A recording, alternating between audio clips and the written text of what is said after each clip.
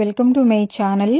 ఈరోజు అమ్మ వంటల రుచిలో శీతాకాలంలో మాత్రమే దొరికే ఆరోగ్యకరమైన పచ్చి కందులతో మసాలా కర్రీ ఎలా తయారు చేసుకోవాలో ఇప్పుడు చూద్దాం. ముందుగా కుక్కర్లో 4 నుంచి 5 టేబుల్ స్పూన్ల వరకు నూనె వేసుకుని వేడైన తర్వాత 1/2 టీ స్పూన్ ఆవాలు, 1/2 టీ స్పూన్ జీలకర్ర వేసి వేయించుకోవాలి. తర్వాత కొద్దిగా కరివేపాకును కూడా వేసుకుని వేయించుకోండి. ఇప్పుడు ఇందులో సన్నగా తరిగి పెట్టుకున్న ఉల్లిపాయ ముక్కలు మెజరింగ్ కప్పుతో 2 కప్పుల వరకు వేసుకొని ఇవి కలర్ చేంజ్ అయ్యేంత వరకు మీడియం ఫ్లేమ్లో వేయించుకోవాలి. ఇప్పుడు ఇందులో 1 టీ స్పూన్ వరకు అల్లం వెల్లుల్లి పేస్ట్ వేసుకొని పచ్చివాసన పోయేంత వరకు వేయించుకున్న తర్వాత మెజరింగ్ కప్పుతో 2 కప్పుల వరకు టమాటా ముక్కలను కూడా వేసుకొని హై ఫ్లేమ్లో 2 నిమిషాల పాటు వేయించుకోండి. తరువాత 1/2 టీ స్పూన్ పసుపు, garam masala powder 1 teaspoon, ధనియాల పొడి 2 టీ స్పూన్లు, జీలకర్ర పొడి 1 టీ స్పూన్, ఉప్పు తగినంత, కారం 3 టీ స్పూన్లు, సన్నగా తరిగి పెట్టుకున్న పచ్చిమిరపకాయలు 3 వేసుకొని ఒకసారి అంతా బాగా కలుపుకున్న తర్వాత ఇక్కడ నేను 1/2 కిలో పచ్చి కందులను తీసుకున్నాను.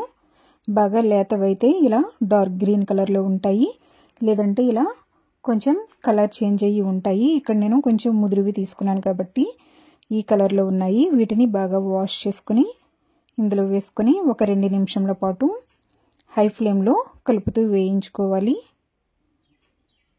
తర్వాత ఇందులో 2 కప్పుల వరకు వాటర్ని వేసుకొని ఒకసారి అంతా బాగా కలుపుకున్న తర్వాత కుక్కర్కి మూత పెట్టుకొని హై ఫ్లేమ్లో 4 విజిల్స్ వచ్చేంత వరకు ఉడికించుకోవాలి.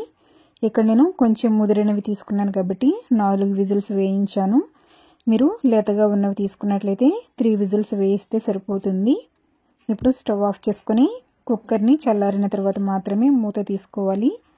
కుక్కర్ చల్లారిన తర్వాత విజిల్ని తీసుకొని అప్పుడు మూత తీసుకోండి. ఇప్పుడు ఇందులో కొద్దిగా కొత్తిమీరను కూడా వేసుకొని మరలా స్టవ్ ఆన్ చేసుకొని ఒక 2 నిమిషాల పాటు హై ఫ్లేమ్లో ఉడికించుకోండి. 4 విజిల్స్కెల్లా చూస్తున్నారు కదా, చక్కగా మెత్తగా ఉడికిపోయినాయి. ఇలా ఒకసారి బాయిల్ వచ్చేంత వరకు హై ఫ్లేమ్లో ఉడికించుకున్న తర్వాత ఒకసారి అంతా బాగా కలుపుకొని స్టవ్ ఆఫ్ చేసుకున్నట్లయితే సరిపోతుంది. ఇది చల్లారేసరికి ఇంకొంచెం చిక్కబడుతుంది. ఇప్పుడు సర్వింగ్ బౌల్లో తీసుకుందాం. చూస్తున్నారు కదా, ఎంతో ఆరోగ్యకరమైన పచ్చి కందులతో మసాలా కర్రీ రెడీ అయ్యింది.